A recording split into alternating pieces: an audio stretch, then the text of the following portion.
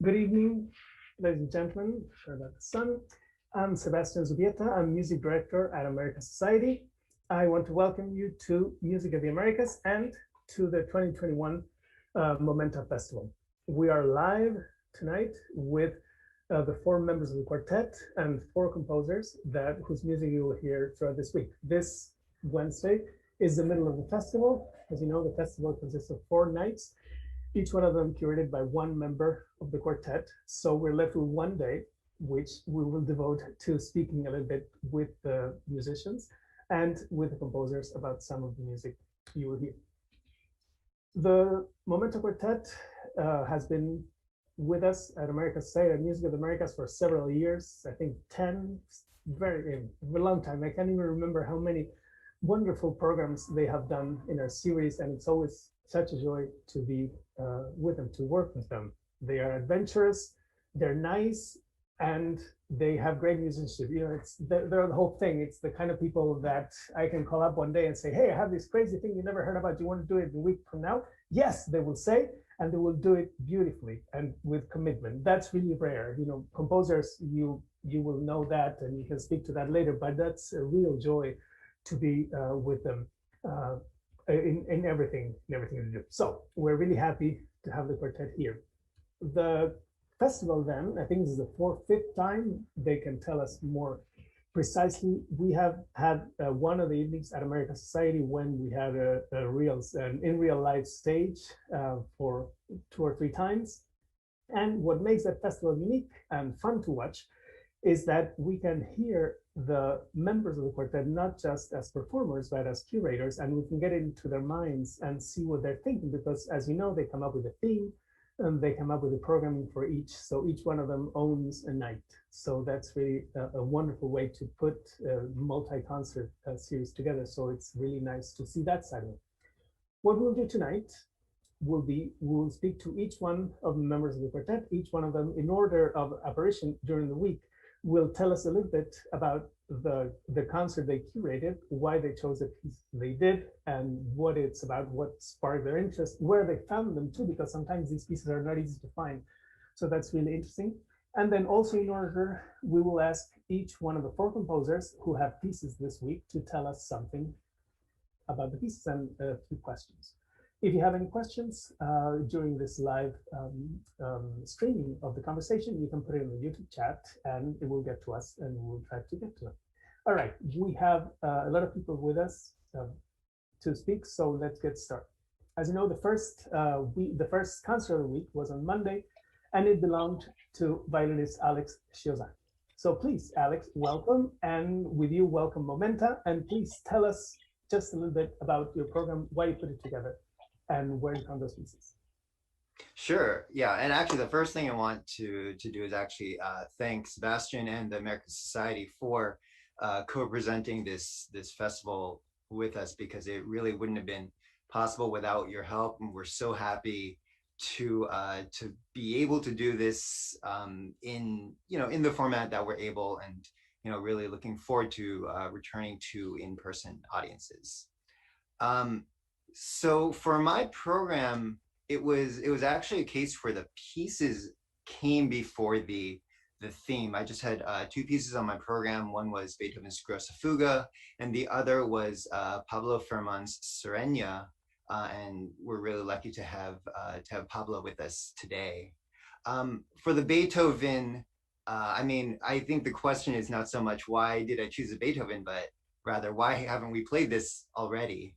As I mentioned as you might know already, and as I mentioned in my little talk, the Grosse Fuga was originally the finale to a different Beethoven quartet, the Opus 130 quartet, and we performed. Actually, I also programmed on a different Momenta festival, Beethoven's Opus 130 quartet with like the replacement finale, and we never did this piece, but I'm really happy that we got to play it. It's such a huge piece, I think, for any quartet.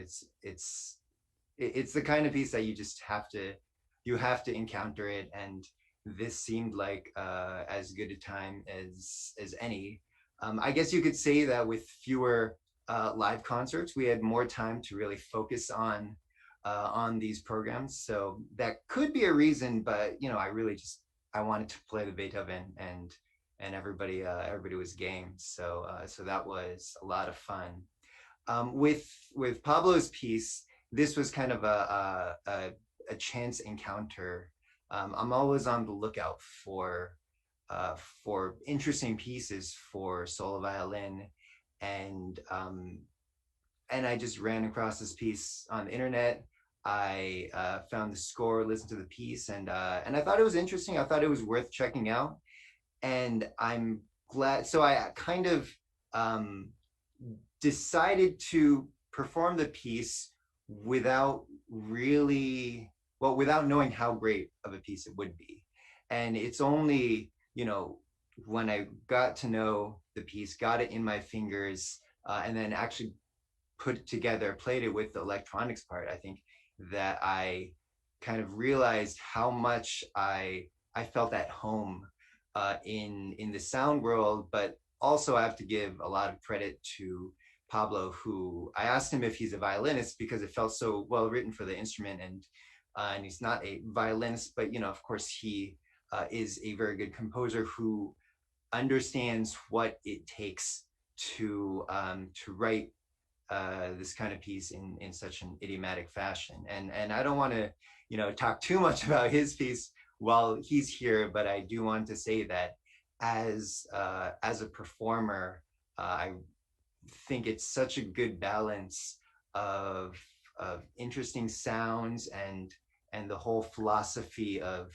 combining or bringing the traditions and the Argentine landscapes kind of into this what I consider to be a new medium, even though it's been around for a while. I don't know if it will ever sound, if violin and electronics will ever sound traditional, but it certainly I think it certainly sounded, the violin certainly sounded at home in this medium. Thank you, Pablo. Thank you, Alex. Before we move to Pablo, where are you, Alex? Because Oh, and I am in California right now, which is it's a where big I state. grew Where? up.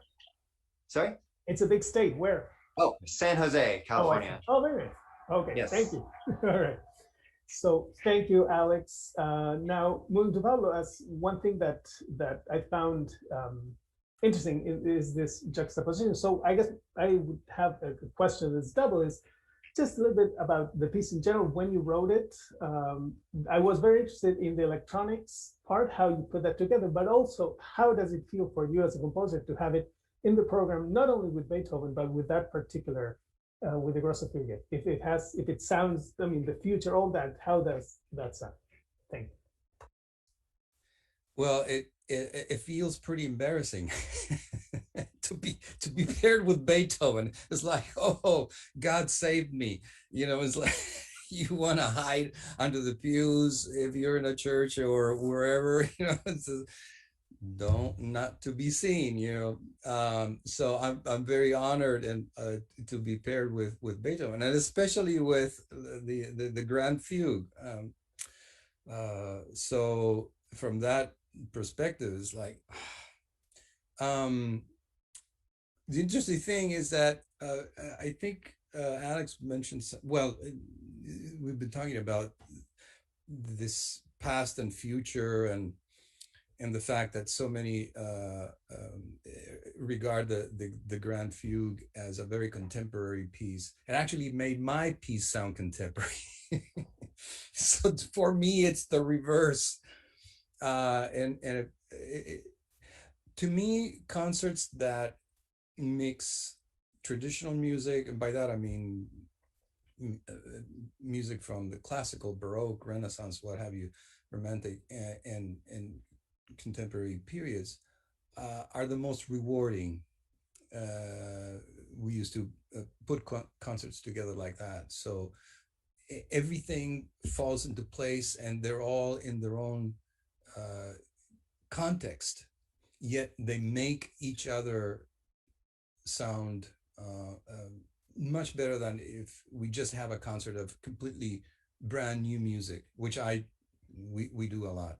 Anyway, so that for the perspective of being paired with a Beethoven made my piece sound much better. It was a fantastic performance by Alex. I had told him so. I thought it was fabulously performed, and the interpretation was just spot on. So for me, it was very touching. I'm really appreciative and thankful that Alex picked that piece up. I love the piece. I have many fond memories of composing it, and so every time I hear it, it's a happy event all over again. You know, I want to keep hearing it and hear it. Probably all the composers can agree with, or creators about their music, but this one especially for me has a very special place. So I'm so grateful that Alex picked it up, and in the context of the series as well. So congratulations to everybody and for this effort. I think it's wonderful. I think that you continue to do this. And anyway, about the piece, I could talk for ages. So please cut me off whenever it's time, or you give me a sign saying, okay, 10 seconds. And yeah, that's right. So I I started writing it many years ago, and I wrote the violin part first, even as I was thinking of what to do with the electronics. So this is like 30 years ago when I started writing the piece.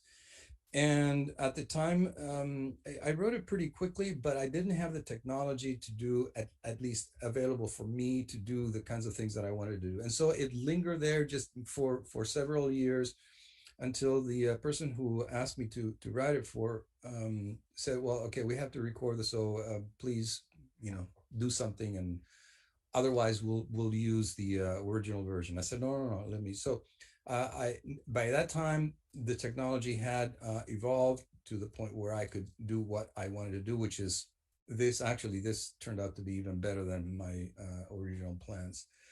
It's a mix of all kinds of things. I think, Sebastian, you asked me about its relationship with Beethoven's piece. The one thing that I can say, I just being also a little bit of a student of music history, right?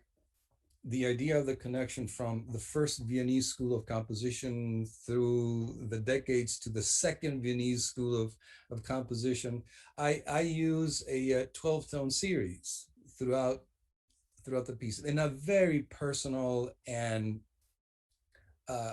subjective manner, a little bit of like Hinastera and others. Yeah, there's a 12-tone row that, and you can hear it very clearly, especially in the first movement. You see these chunks of four notes together that you just kind of spin off. So that's one, I think, a significant connection to the first Viennese school of composition, but in a very liberal and rather say far-fetched manner. Um, and the other one is just the treatment of the violin. I love color and sonority, and perhaps that's the one thing that drives me in composing, to search for every time I compose. And I've written a lot for strings, and so not being a string player, I will grab a violin and try to just feel things under my fingers, or a cello, and see if I can play four notes, and until I get a particular sound that I want, and then the rest is imagination. Concerning the thematic aspect of the piece, it's just an illusion or allusion to my life in Argentina. I was born and grew in Argentina until I was 21 years of age, and then came to the United States. By the way, I'm in the San Francisco Bay Area, but in the northern part of the bay. Alex is in the south part. I'm in the northern part. So it's a beautiful day. There's a lot of wind. I don't know if you can see it out the window, but we're expecting another one of those very hot heat waves. Anyway, and so the piece portrays imaginary ideas of life in Argentina. It's not programmatic, and it doesn't specifically address the specific meanings of the subtitles of the movements, but it has that idea. I think that Sebastian and others, when I say milonga sureña, that evokes for Argentines, Uruguayans, Chileans, all kinds of things. If somebody says tango to an Argentine, we know what the milieu, the world of the tango, what that means. It's not just the music. And so that's what it means to me. Now, it may not mean anything like that to somebody from Europe, Asia, or wherever, but that doesn't matter. Then the music takes over, and that's what it is. So each one of the movements has a little bit of these imaginary visions of life in Argentina.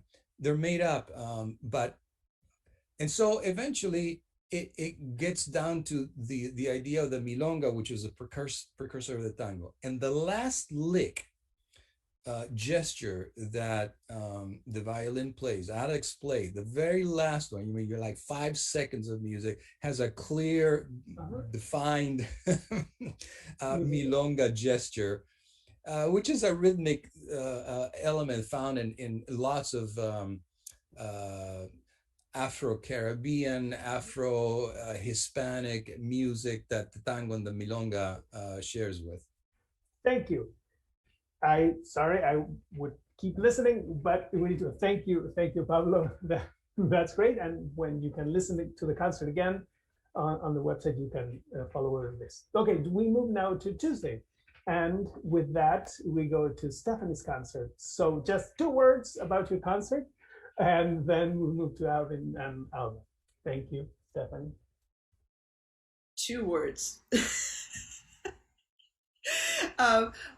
This particular program, I was not really thinking thematically. I was really thinking that I wanted to program pieces that I love by people that are very close to me, like my friends. And you might notice that, so the program was Alvin Singleton's string quartet, Secret Desire to Be Black, Alba Potes' solo viola piece that she wrote for me, Apacible, and my other good friend, Julian Carrillo, who I've never met because he died when I was 2. But he's someone that the quartet has developed a very close relationship with, actually because of America Society, because of Sebastian inviting us to do a Carrillo concert. I think it might have been 2008. I can't remember. Emily always knows the dates. I think it was 10. It was 10? Yeah. 2010. It's a long time ago. Yeah. And again, he asked us to do this program. We said, sure. And then we ended up learning these very difficult microtonal solo caprices and the 2 quartets that were actually published at the time. And after that concert, we thought we would look for more, and we kind of did a cursory check, and we're like, oh, we're never going to find any more music. I guess that's that. We know the entire Carrillo repertoire. And then the way things work, that concert ended up on the internet.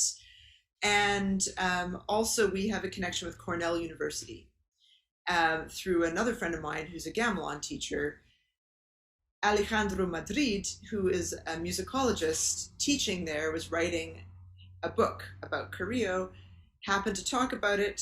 My friend Chris Miller knew about us. He found the video, and now we have now learned all 13 quartets. And just a couple words about my relationship with Alba and Alvin. Alba has been a very dear friend since the very beginning of Momenta Quartet. She was a student of Matthew Greenbaum, who is single-handedly responsible for us existing.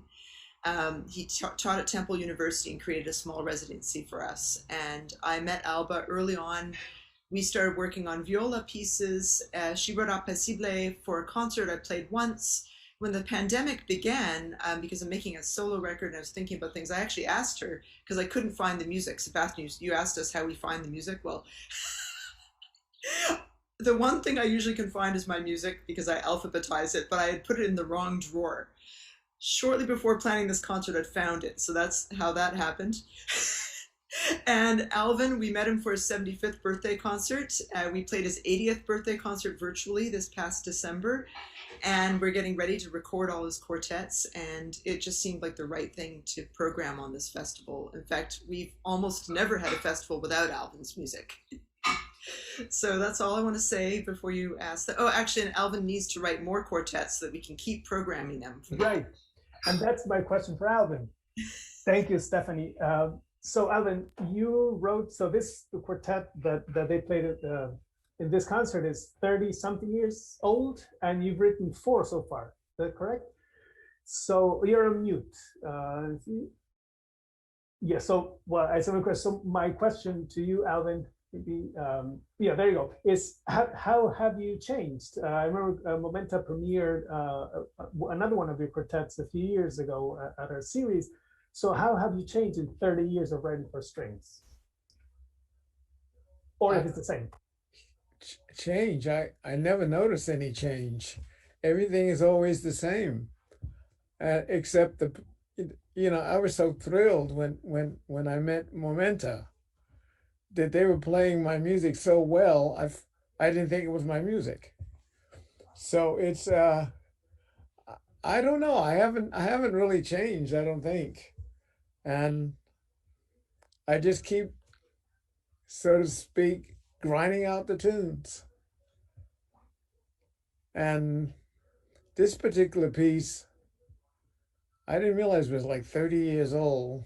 And that's what I thought. Time flies. It does that. Yeah, it's from 80 something, right? 89. Yeah. Is that true, Emily?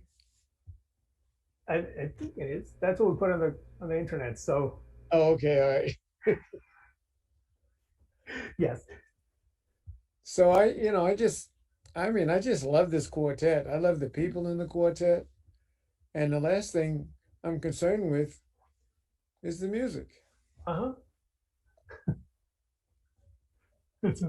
So you've written 4, right, so far? 4 string quartets? Yeah.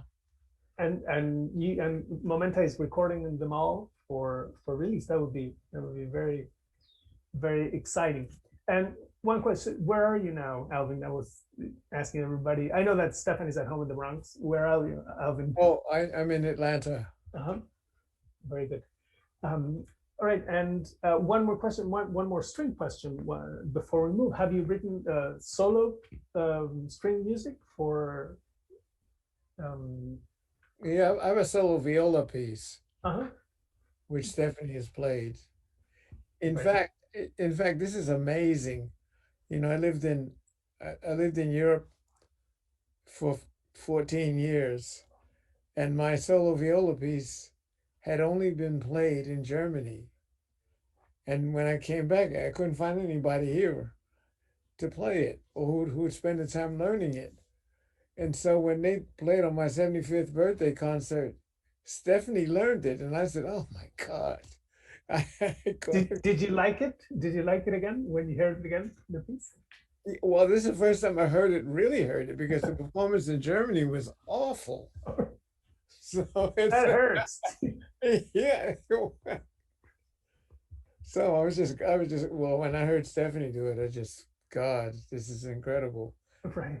Yeah, that's the effect usually. Yes. Thank you. All right, so we'll come back. Now I wanted to ask, so Alba, you're here as well.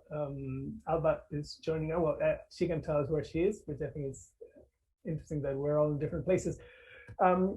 Can you tell your side? Because I know that Momenta has played, in addition to this piece that Stephanie played, Momenta has played your work Oleajes at the American Society. So you've worked with them in the past. So I wanted to hear from your side, your relationship with Stephanie about this piece, how that came about, and with the quartet in general.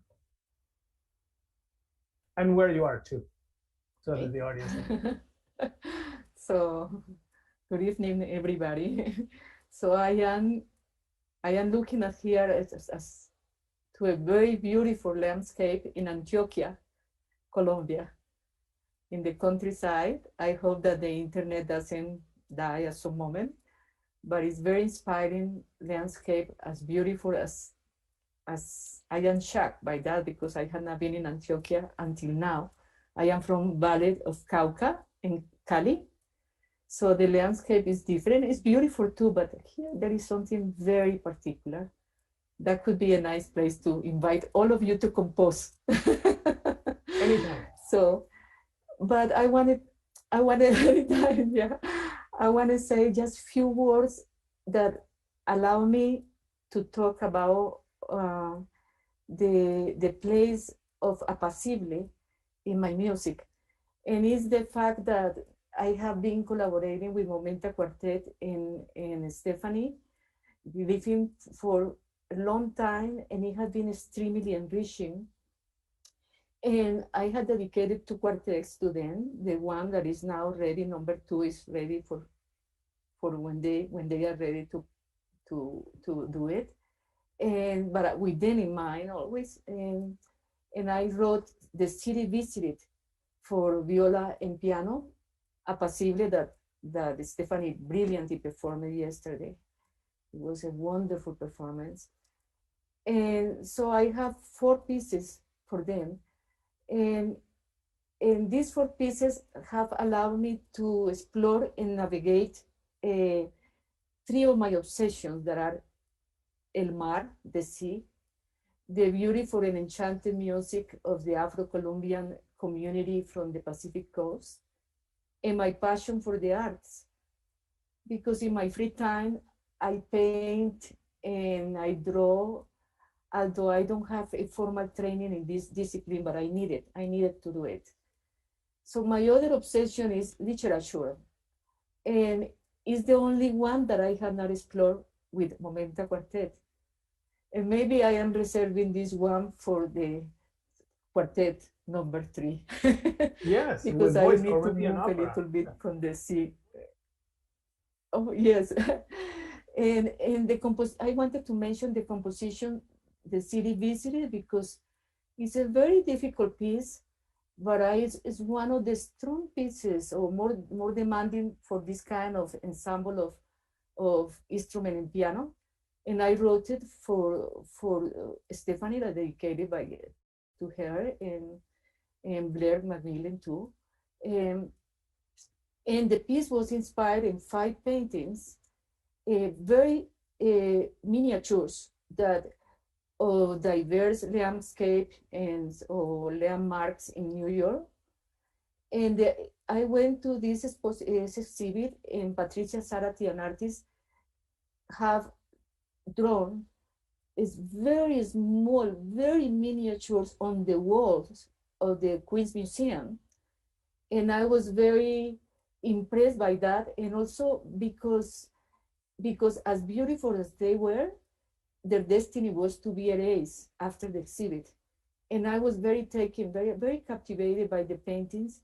And I decided to write 5 pieces that were with which each name of the miniatures that were at the museum. And it's very interesting for me that the name of one of them is Looking at the Sea, which not surprisingly refers to the sea. And that was something that Stephanie made me realize, that I have a lot of pieces related to the sea.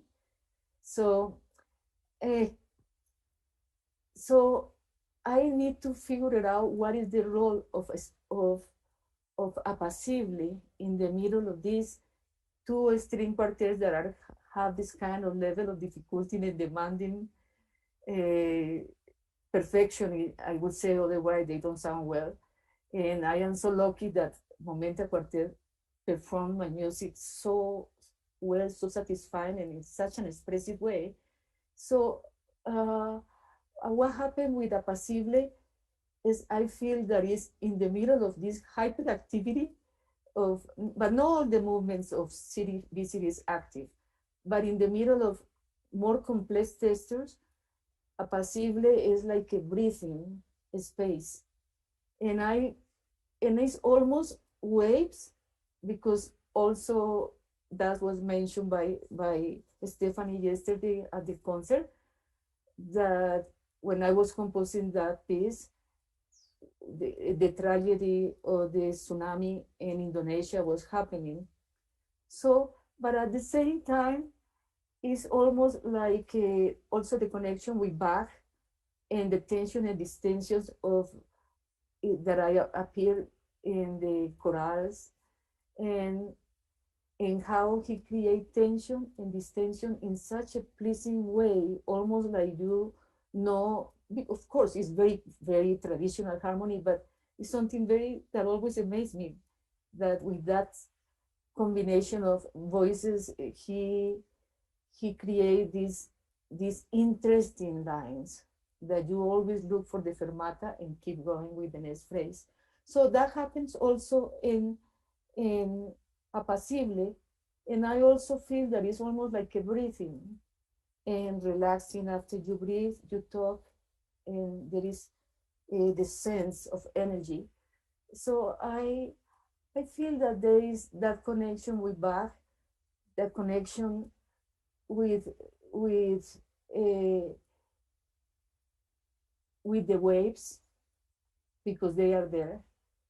In the beginning, I wasn't thinking about that, but also the waves are present in both quartets, in the traditional music, in the singing that I hear in the traditional music of that area. So I could just say, if I have a little bit of time, it's okay. Yeah. There is a way sometimes that they just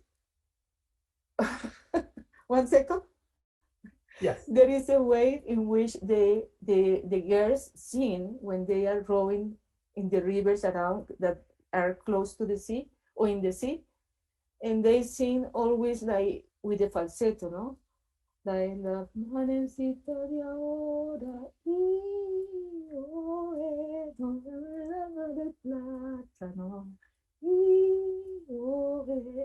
and I feel that have been always showing up this style in my compositions. And if you look here carefully, you hear carefully apacible, there is that sense of the way, but also the singing of people in that area. That So is this is what I have to say about the piece. very, very. You And I wanted to, so we could ask Alba another day about how she got interested in that area, because for those of you know, Alba has lived a long time in New York City, close to the sea, but Cali, where she's from, is not on the ocean in Colombia. So, can I answer? yeah, go ahead. I opened the door. When go I was, for it. Yes. This when I was 14, I went to study in the Instituto Popular de Cultura that has a collection of traditional music, and I went there and I heard the music from that area, from Chocó, and it was a fascination from that point. All right. And that's changing a lot. I'm glad I opened the door. Thank you. Okay. That was really good. Thank you, Alba. We need to move on. Thank you so much. Okay, so thank you. That's really, really fascinating. And the singing, if you had told me you were singing, then we would have had more time. But we have a lot of people. So now, thank you, Alba. Now we move to the concerts the audience hasn't seen yet, which will happen tomorrow and on Friday. And Emily, tell us a little bit about your program. And my question before you start, why Padilla? Why those guys? Okay. Well, why Padilla and the other Mexican Renaissance / Baroque composer Capillas. Well, exactly. Yeah. Well, let me just first tell you the chronological way that I abbreviated, but chronological way that I came up with this program, and and I can get to that in a more cohesive way. So my program, again, like Stephanie was saying, like I also was not thinking thematically. My program sort of started with Jose Luis's piece, which he sent me during the pandemic. We struck up a friendship and a correspondence a few years ago when he wrote to Momenta asking to explore potential collaborations and performance opportunities in New York City and in Spain, where he's from. And we kept up the correspondence, and during the pandemic he sent me this quartet that he'd written. I had this idea that it might be nice to program it, something good to come out of the pandemic in some way.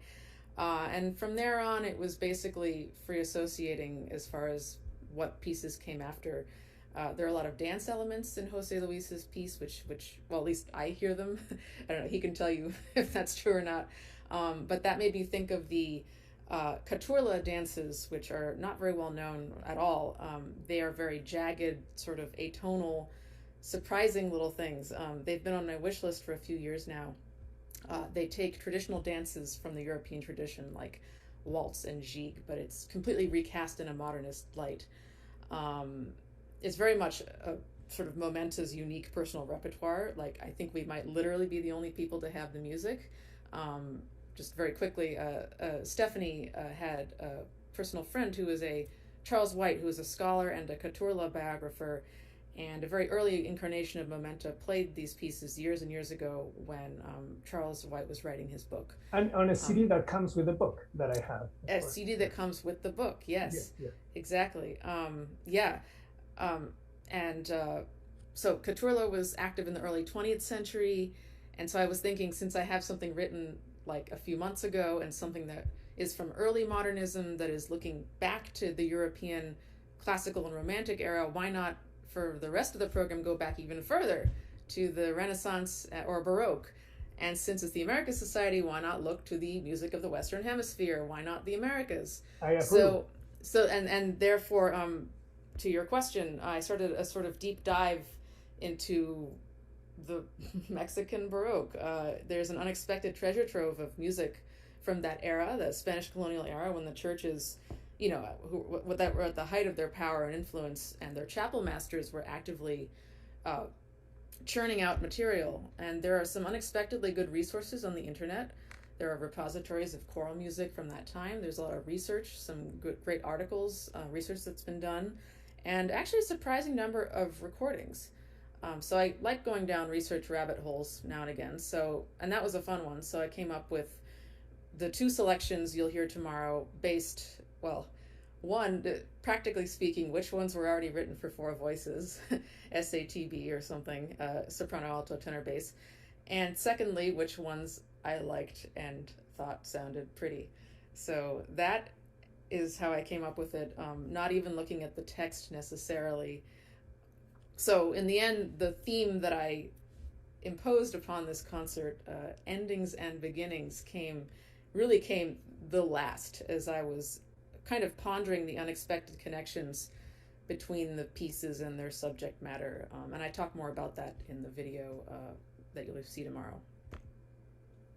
Excellent, thank you. Can I ask you, where are you? Where are you orbiting tonight? I am obviously in outer space. No, I'm actually today. I'm in northern Bergen County, New Jersey. Exotic. I actually live in New York City, but I wear many hats, as most of us do. Today I'm helping out in the archives of a classical music foundation just across the river. So I'm on site today. Very good. Thank you, Emily. So the one composer that is not dead from Emily's program is Jose Luis. So we'll hear from him in general about the piece, but also I wanted to ask you, as you tell us something about your piece, what was it like to write during the pandemic? What was the pandemic like for you? Because I think yours is the only piece that was written last year in the program. Thank you. Okay. Well, before I say anything about that, I'd like to just thank you, Sebastian, and the Americas Society for having invited me and for having the Momenta having programmed my work on this series, which is really wonderful, very exciting for me.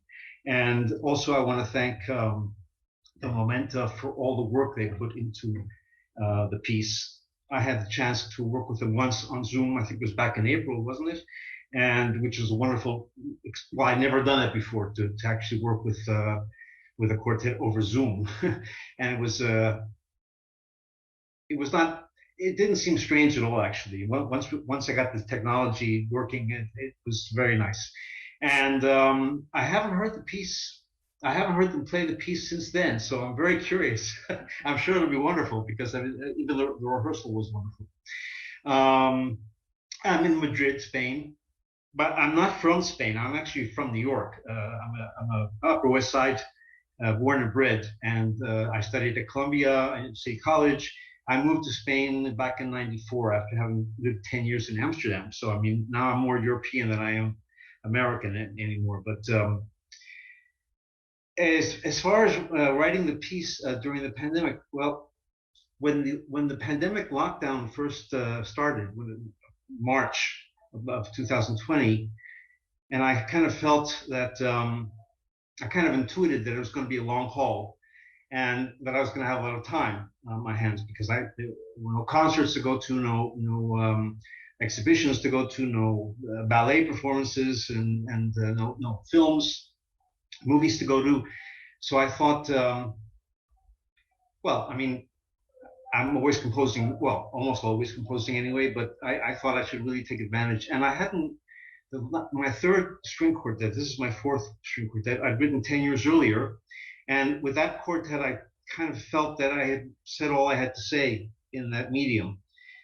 But suddenly I was inspired to write, partially because I got to know Emily Ann and the Momenta, and I really wanted to write a piece for them. And so I felt that I still had something left to say, and that was how the quartet that was the first piece I wrote during the pandemic, actually. But what I had no idea when I started writing the piece is that for the next year, starting in March of 2020, would be the most productive year of my life. I mean, I wrote 7 big works, one after the other, without stopping, actually, and I surprised myself. I'd never done it. I mean, I usually maybe write 3 pieces or at the most 4 a year. But this was, even before I finished this piece, I already had an idea for a piano trio. Before I finished the piano trio, I wanted to write a piece for a chamber piece for marimba and 9 instruments, and then a concerto for trumpet. So anyway, I ended up having a slew of pieces that I'd written, pandemic pieces, so to speak, some of which are now in line for performances here in Spain next season. And yeah, I'm very excited about things beginning to open up again and live performances. And I hope that the Momenta will find the piece worthy to play again in live. I certainly make every effort to be there at the concert if they do. One question, thank you, because what's the Intruder about? Who is the Intruder? Because the piece for the I knew you were going to ask that question eventually. It was yeah, the subtitle of the piece is The Intruder for the audience. It's really the only thing I can say about the piece, because I tend to forget totally what was going on in my mind when I wrote, after I finished the piece, and even after I finished the day of working on a piece, I forget what's going through my mind during that day of work. But the title refers to, I mean, it doesn't refer to, but it sort of seemed to me appropriate for the piece for a number of reasons.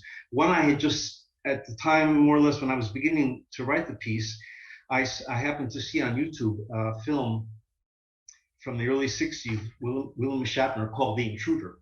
And it was about this sort of charlatan grifter who came to this small town in the South where there was already racial tension, but underneath the surface. And he sort of animates that racial tension to the point that it gets out of hand. And because of our then, the former guy, reminded me very much of this character, reminded me very much of Trump in a sense. And both these characters were sort of intruders for me. And then the idea of the pandemic itself was like an intruder, right? And finally, the idea of the quartet to me felt like it had intruded on my consciousness, because I didn't feel I was going to write any more quartets after the third one. And so that the title seemed very appropriate for those various reasons. Wow, yeah, that's a lot of meanings. Thank you. So your fellow Canadian, William Shatner, Stephanie. Yes, he's always there. He's always there. Yeah. Thank you, Jose Luis. Now we move on to Friday's program, Michael's program. I know that, well, tell us a little bit about the program, how it came about. And I know you've been in contact with Mari La Vista these days and something about the piece, so please, thank you. Hi, yeah.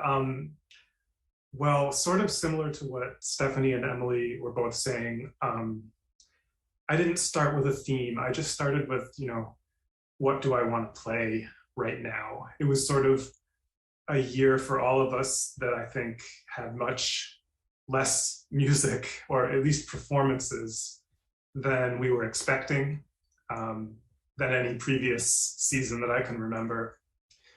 So I thought, like, things I choose to play are, I'm not going to be playing a ton of music this year compared to past years. So I really wanted to just play things that I wanted to play and that spoke to me. And the Prokofiev second string quartet, that had been on Momenta's wish list, sort of informally, pieces that are floating around, and we say, oh, wouldn't it be, nice if we found a place or a reason to play this piece. And let's see, Mario Lavista's piece, we had performed his string quartet at America Society, I think, was it 2019?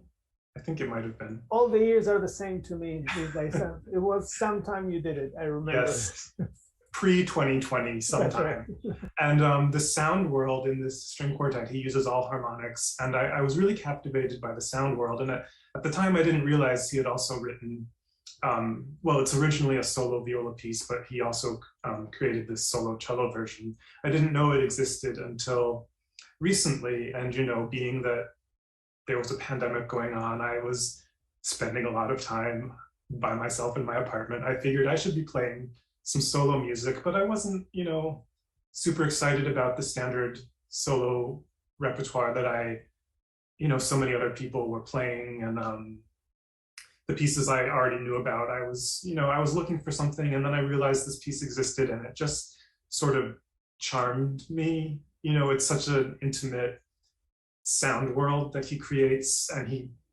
really restricts himself by only using the notes you can get from natural harmonics. So I just sort of liked the scope and the scale being kind of, squeezed in like that and restricted. And I don't know, I really enjoyed learning it. And then I felt like the program needed a little more. And so that's where John Patitucci's piece comes in. I hadn't met John, but Stephanie had. And the very short little gem of a piece, it's like 3 minutes long. She had the music, and we read it, and I just was also kind of charmed by it. So all of these pieces were just things that I felt like were nice to be spending time with in this year of, reduced concerts and social interaction and things like that. Right. Yeah. It's a nice analogy of you being confined and confining the harmonics and the pitches and the levies. That's a very nice analogy. Now, here's a challenge for all of you for next festival. I'll give you a poem, and you start with the theme next time rather than play whatever you wanted. Well, can I just add, that was yes, one of the reasons we started the Momenta Festival, was because we wanted, a place to play whatever it was that we wanted to play, with no one giving us rules or, requirements. And, we've been having a lot of fun creating themes for programs, but it is really best to give ourselves no rules. It makes it so unique, because it really feels like it's just the adventure that leads your choices. Whatever you can play, you will. And so it's everything. I think that's fabulous, and I love it. So Stephanie wants to say something. Oh, I mean, I didn't really, but I would say that probably most thematic programming is like that, because if you really think about it, there's a through line that you can draw between pretty much anything. And the fact that we're curators, so we're choosing things that speak to us in a certain way, but I already do have a theme for next year's festival, but it probably, I don't want to reveal it because it may not happen. Well, if you do, then you will have to. So, but this is a perfect segue to my next question, which is, we've been talking for almost an hour. So my next question to everybody will be, what's next? So Stephanie, maybe you can talk for Momenta? What now things are opening up. As I was telling Jose Luis before we started, if you know, if or anybody, if you didn't master Zoom so far, don't worry, you won't need it. That's our hope for everybody. I don't want to see one of these, but now that things are opening up, Stephanie, what's happening with you guys? What are the plans for the next season? We have a very busy fall ahead. College, traditionally, we've done a lot of work at colleges where we work with student composers, and then we will give a concert that, part of our thing when we founded Momenta was a combination. When we played student pieces, we would program them alongside 20th century or 21st century masterworks and great music from the past. So actually it was interesting when Pablo was talking about that. That's actually part of our concept. So we are going to do a number of those visits in the fall. We're going to Haverford College, Binghamton University in upstate New York, and Williams College for sure. And we have a series here in the Bronx. You might even hear the music in the background. I'm in the Bronx in the summer. There's a beautiful mansion next door to me called the Andrew Friedman Homes. We're going to do a couple concerts there as well. And the thing that we're most excited about is two big recording projects. One of them is Alvin Singleton's record, the complete string quartets of Alvin Singleton, which we're going to be doing for New World Records. And we are actually, Michael's been busy trying to book our recording sessions for October. So we're going to record that in October, and with any luck, it'll be released early in the new year. And we recently started raising money to do our own CD. We only have one CD that's really our own. We're on a lot of different composers' CDs, but we're going to do a compilation CD of American music by American composers from our special repertoire. A lot of these pieces are written for us, such as the jazz violinist Jason Huang wrote a piece for us ages ago. We're going to finally record that. Yusuf Latif's third string quartet, he didn't technically write it for us, but let's put it this way, he wrote it and gave it to us. We have no idea who he wrote it for. Sadly, he passed away before he heard it. But we were going to put that on the record. A very dear friend, Elizabeth Brown, her piece that we've still not recorded that she wrote for us years ago. And Sean Yeager, a piece that he did not write for us, but that we've started playing and we really love, which I'm sure some sort of thematic program will be built around. And the fifth piece is, which we played at America's Society, is we are going to revive Roberto Sierra's piece, his string quartet number 3 that he wrote for us. So that's. I mean, does anyone else chime in about what we're doing? That's basically what I remember. Is that it? That's a good encapsulation of it. I mean, we don't want to give it all away too soon. Yeah. Oh, and Momenta Festival, we want to, pandemic has inspired us all to change habits. We've been doing it in October every year, and we don't want to do it this coming October because we weren't sure, it takes a while to plan these festivals, and we weren't sure what's going to happen vis-a-vis COVID restrictions and stuff. So moving forward, we're in a whole new Momenta as beginning of summer festival. So we are hoping to do a live in-person Momenta Festival in June, hopefully part of it at America's Society, and we usually do part of it at Tenry. So all of you must stay tuned and sign up for our email list. Don't stay tuned into this video, just sign up for our email list and Sebastian's email list for the Americas. But we're already cooking up ideas for that. Great. Thank you. So the same question for everybody. Pablo, what's coming up? What's your next project? Well, enjoy the summer before school starts, but working on several projects. Just finished a work for solo baritone sax, which I've never done for just a solo saxophone. I've done one for electronics. And next, I've also been working on a piece for, which I have to finish though, chamber orchestra. And following that, chamber orchestra, string orchestra, and electronics. And all these, you have performances for all of them? They are. Yes. Yeah. So you have to write them. Well, because of the pandemic, the season for the chamber orchestra was shot, and so everything that was supposed to be performed these last 2 seasons, now it's going to be whoever knows when, right? Just and so whenever my concerts were, they're up in the air, but the commitment is there, right? So that's excellent. Thank you. Yes, all the things the years kind of stretch. It's like, what happened with this year? This no year memory. has, and what Jose Luis was saying is this, very true. I mean, we were locked down. I mean, I didn't leave the house except, I don't know, go get some groceries very quick with all your masks and all this and the other, come back and do everything through Zoom.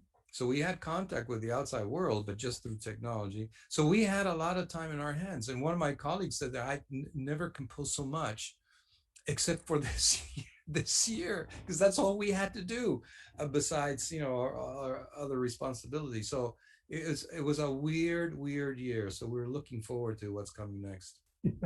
Yes, thank you. Alvin, what's coming up for you? What are your next pieces? You're muted.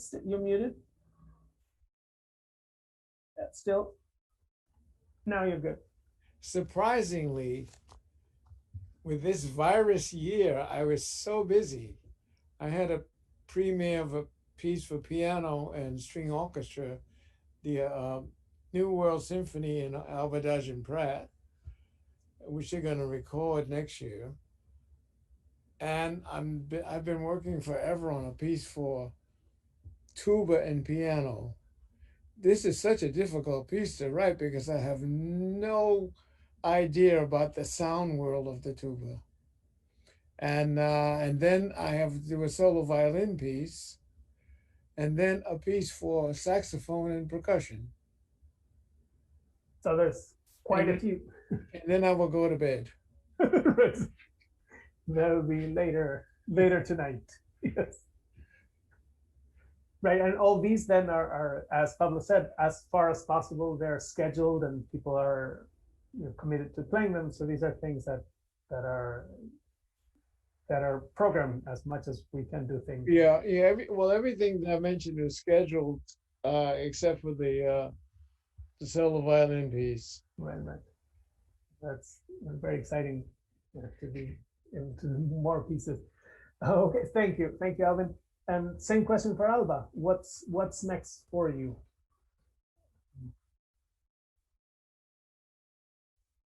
You're muted. Muted. You're still muted. Now you're good. Yeah, I did it. Okay. I am working in something that turned out to be very demanding. That is orchestrating an original piece that I like, Canciones Nocturnas, it's for soprano and 3 instruments, and I am orchestrated. And it's a big challenge. I never thought that it was going to be that, but it's fascinating. And then I am devoting my time in working in that piece. Also, I wanted to compose a piece for contrabass clarinet, and also a piece for oboe and a string orchestra. So some of them I have somebody interested in doing it, others somebody will do it eventually. Right. So that's exactly. The other thing that I wanted to do is I have, some of you don't know, but I have a concert series, Las Américas en Concierto, and we have not have concerts for several reasons, including the pandemic and other issues. And this year we are going to do maybe 2 concerts to catch up, because it's a concert per year. And we are going to work it's going to be for oboe and piano. And the oboe is Jose Luis Urquieta from Chile, who is excellent. And the pianist will be Charles Abramovic from Temple University. So I will let you know about this. Great, thank you. It's like, again, being active, promoting music too. Thank you. Thank you, Alba.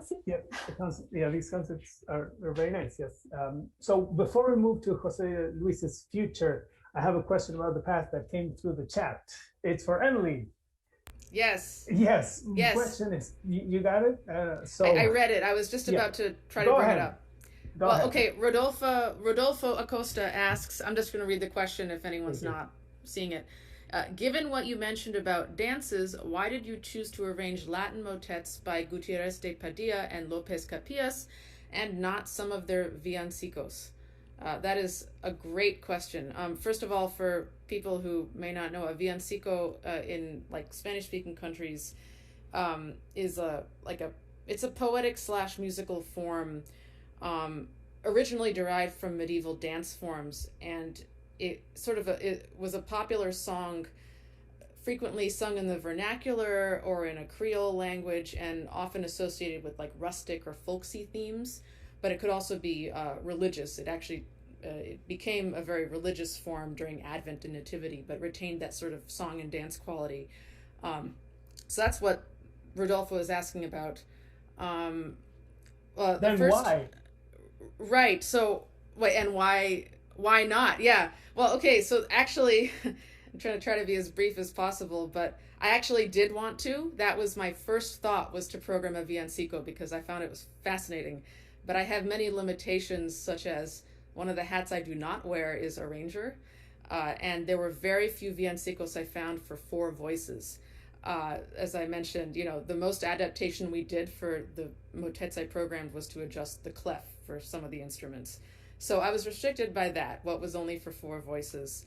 I actually did find one that I wanted to program by Gaspar Fernandez, who was the chapel master at Puebla for a while. He wrote dozens, like hundreds of them. And we actually did try to read one. And it had fascinating cross rhythms, but the thing about villancicos, at least like what I've found from what like the music I've seen and what I've heard, is that a lot of it's not fully notated on the page, and there's a lot of stuff left up in the air, like registral changes, percussive effects, kind of things that you need 2 hands free to do while you're singing. So we kind of had that not going for us. And also in the case of the villancico I wanted to program, it was really the text that was the thing, not so much the harmonies that were interesting. It was actually kind of a strophic text where the same melody kept coming back like 8 times. So we nixed that idea, although there are some fascinating recordings of the Gaspar Fernandez villancico body of work out there. So people should totally look that up. So I instead went with motets, which sort of translate. I learned from this that not everything vocal translates perfectly to instrumental, but the motets really did. So, Excellent. Long story short. Thank you, and it's because you did it. Good. Thank you, Emily. Thank you, Rodolfo, for asking a question. And then Jose Luis, then the question for you: what's happening? Well, I'm going to bed soon. No, but let me see. In October, I have a children's music theater. Well, actually, it's a dance piece with dance and text. It's music theater, actually, which was done in April, May. 16 performances is being scheduled again for 16 more performances in the Chamber Music Hall of the Royal Opera House here. And then 2 of my songs for soprano and piano are being premiered here in Madrid also, with a wonderful Russian Spanish soprano and a wonderful friend of mine who's Australian pianist who lives here in Madrid, who premiered my piano concerto in Prague years ago. And I wrote 5-6 years ago an oratorio sort of based on a sort of Baroque language, which I wrote for a Baroque ensemble, actually, and they're supposed to do it, but it's not sure, also in October. And then I'm finishing up a piece now, which was a commission from the Spanish National Orchestra, but not for the orchestra, but they have a chamber music series every year. And it's a piece for percussion, flute, and 4 strings, violin, viola, cello, and double bass. And that's scheduled for June 7th of 2022. 20-something, yes. Yes. What year is it? So that's more or less what I have cooking. I'm so happy to hear that all of you will be so busy, and also there will be live performances, and people will get together to enjoy music. That's really wonderful. All right, so with that, I want to thank everybody, all the speakers, the quartet, the composers for being with us tonight. I hope, and I thank the audience for watching. This conversation will be also in the page for the festival to be watched. I think we'll post everything next week. There's 2 more shows to watch tomorrow and Friday by Emily and curated by Emily and Michael. The 2 shows that already happened on Monday and Tuesday will be next week on the page as well, so you can watch them. You can also find them on YouTube. So this will be there for enjoying later. As Alex said in his introduction to his concert, the good thing about this is that you can listen to all the pieces however many times you want, if you want to get into them more. So with that, I want to thank Momenta for being the wonderful partners as you always are. It's always a joy to work with you, and it's wonderful to see your faces even on screen until we can see each other in person. And the composers, thank you for joining us from late at night, as we're staying so late in Madrid. It's almost time for dinner at 2 a.m. and for joining us to spend this time with us and speak about the music. Alvin, wonderful to see you, and Alba and Pablo, very nice to meet you. All right, so thank you very much, and enjoy the concerts, and see you next time in person. Thank you. Thank you. Thank you. Thank you.